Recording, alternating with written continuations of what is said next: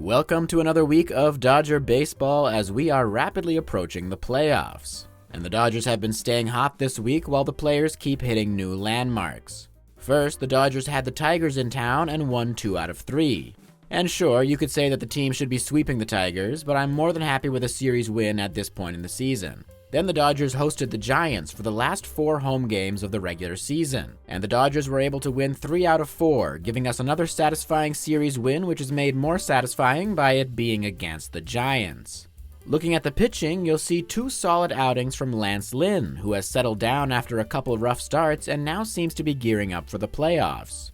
I'm sure he won't be perfect in the postseason, but I have faith that he'll be a helpful arm one way or another. Then we saw 6 great innings from Ryan Pepio, who came on after an opening from Caleb Ferguson. And honestly, let me just take a moment to say I would rather see Ferguson as an opener in the playoffs than anywhere near a high leverage situation. But then again, I guess everything is high leverage in the playoffs. Emmett Sheehan gave us 4.2 innings of no-hit baseball before being pulled by Dave Roberts, who refuses to let anyone pitch a no-hitter. But Sheehan was on the verge of giving up a run after loading the bases with walks, so it's far from the worst sin that Roberts has ever committed. Gavin Stone looked mediocre in 4.1 innings, not really doing much to strengthen my faith about him in the playoffs. Bobby Miller did the opposite though, giving us 6 great innings. Then there was Clayton Kershaw, who took the mound and gave us 5 scoreless innings with only 2 hits. But what was worrying is that Kershaw never pitched above 89 miles per hour, clearly still struggling with velocity. He's obviously able to pitch well regardless because he's the GOAT, but it really worries me about his future. If the guy can't get above 90 anymore, it's hard to imagine him coming back to pitch next year. Regardless, the result was great. And in getting the win, Clayton Kershaw surpassed Don Drysdale to become the pitcher with the 2nd most wins in Dodger franchise history, behind only Don Sutton. And in that very same game, Mookie Betts became the first player in MLB history to get 105 RBI in the leadoff spot. And if you're still itching for another incredible achievement, this week also saw Freddie Freeman become the only first baseman to record over 200 hits, 20 homers, and 20 steals in a single season. So for those accolades, I'll toss Mookie, Kershaw, and Freddie on the clutch list. But I'd be remiss if I didn't put JD Martinez above all of them. He gave us an incredible week with 11 hits, including 3 doubles and 5 home runs. He's looking out. Current teammates, ex-teammates. Smash to right center field. Carpenter on the move. Over his head and gone! Over his head and over the wall. Oh my goodness! Wow! Way back there and gone!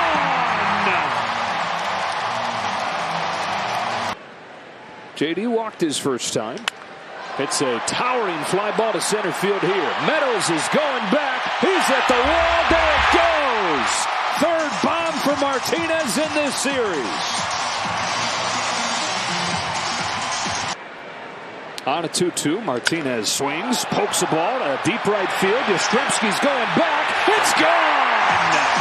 Opposite field bullet for JD Martinez. The little things, big mistakes. One hit by J.D. Martinez, right center and gone.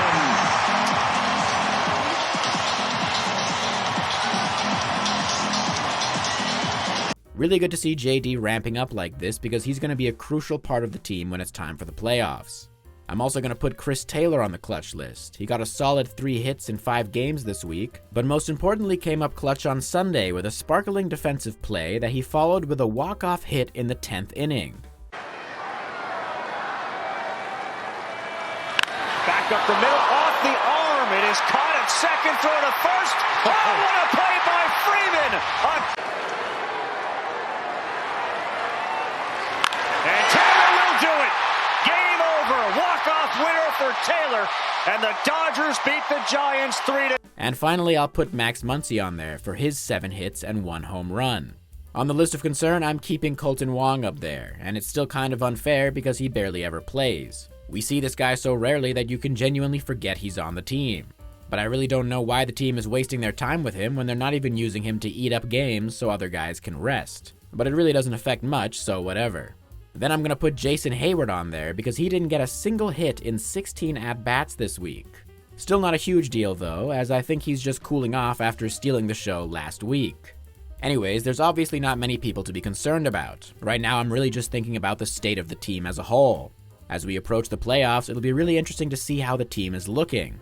Last year, we just kind of snored our way into the postseason, taking it easy as the players prepared to do nothing. So I'm hoping we'll see a hungrier team this year, which will hopefully keep rolling into the NLDS. But for now, let's enjoy the last week of the season.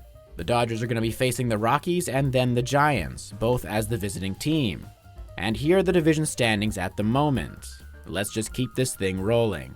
See you guys next week for the final weekly recap of the season.